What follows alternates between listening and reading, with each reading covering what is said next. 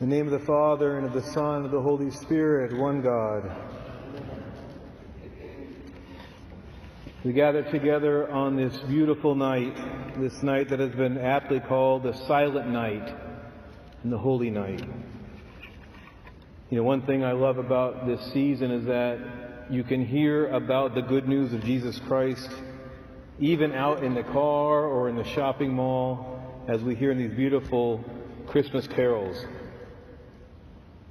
But it's really true. If we really understand the truth and power of this night, there are no words, and it really is a silent night.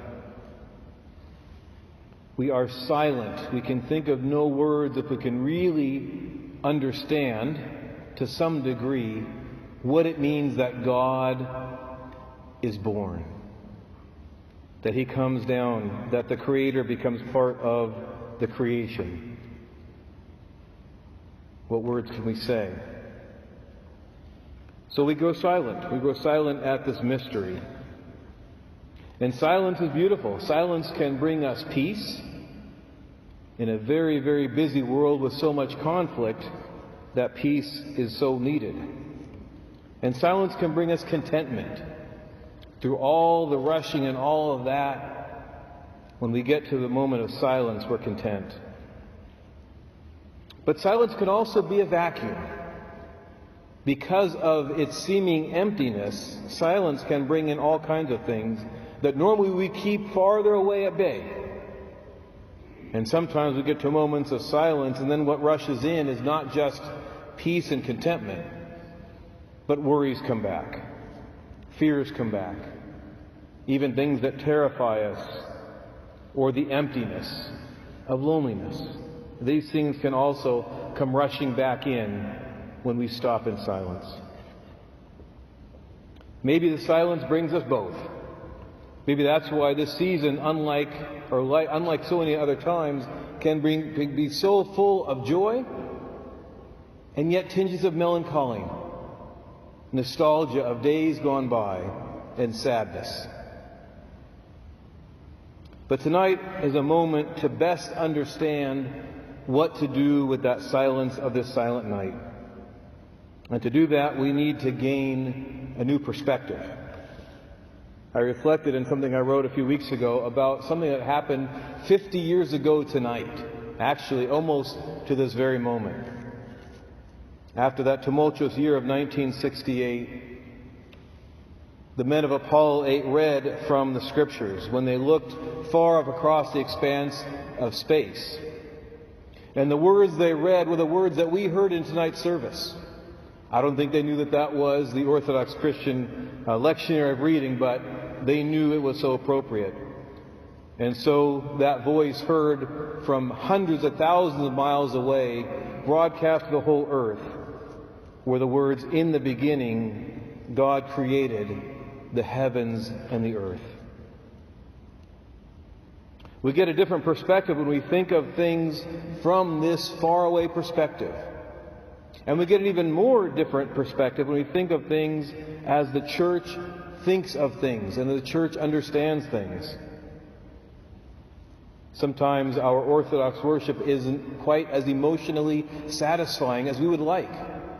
It doesn't cater to all those moments of peace of this birth that we'd like to only reflect on. It brings so much out to bear. And yet, the truth and the beauty are unmistakable. This morning in the Royal Hour service, we heard the beautiful words sung, that today is born of the Virgin, Him who holdeth all creation in the hollow of His hand.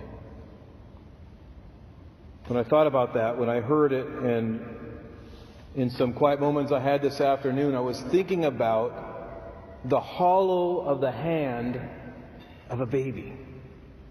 Maybe you have a baby in your family, a child or a grandchild or a niece or nephew, but you've seen that little hand of a baby. Think about that at this moment. Think about that little hand of a newborn child.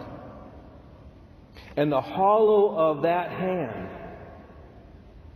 is what we sing in this service is where God held us. Today is born of the Virgin him who holdeth all creation in the hollow of his hand. Because of what we celebrate tonight, God himself took on and made that hand his own. By becoming one of us, he takes on everything about us except for sin, including a little hand. And that little hand held all of creation. That creation includes everything. It's the whole universe. It's the countless number of galaxies that scientists tell us are all out there in that universe, all being held in the hollow of that hand.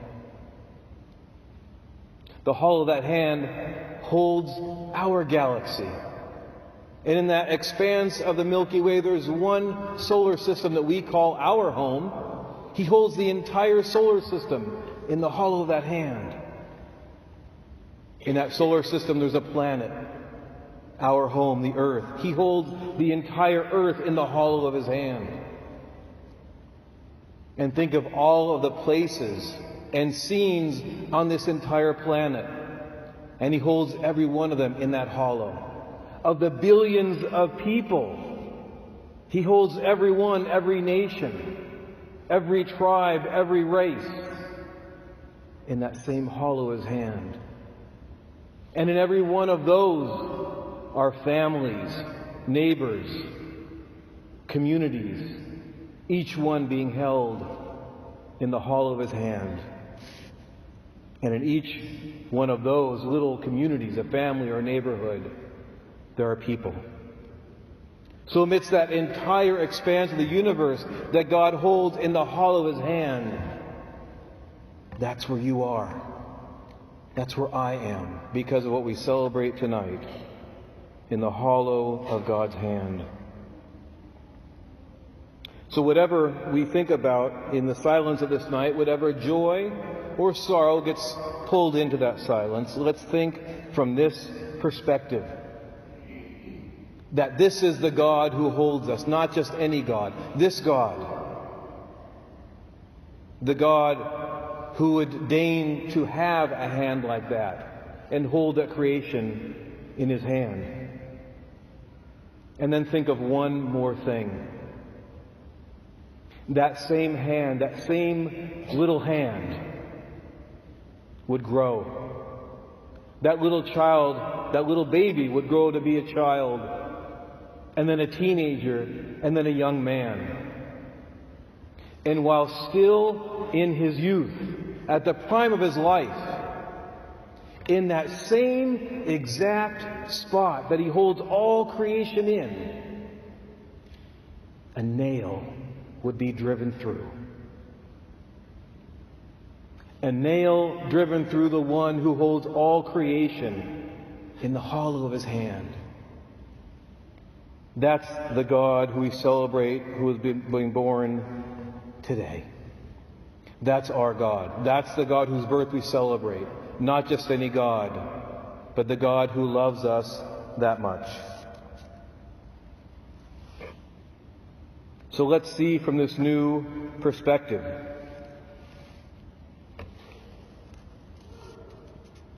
Early in 1969, a postage stamp was printed. It wasn't planned, like most stamps are. People were so moved by that moment on Christmas Eve, when the whole world heard in the beginning God created the heavens and the earth. So our postal service printed a stamp. It had the moon in the foreground and the earth far off.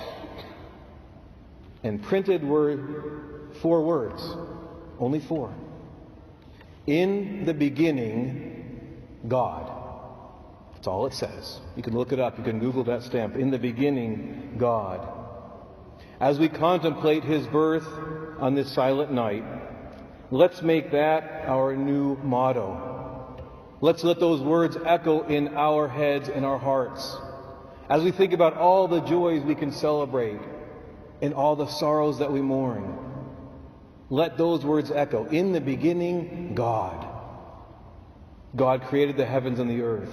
And in whatever beginnings or whatever we go through the rest of our lives and all eternity, In the beginning of any of those things as we contemplate them, in the beginning, God. Which God? The God who today is born of a virgin. Him who holdeth all creation in the hollow of his hand. In the name of the Father, and the Son, and the Holy Spirit. Amen.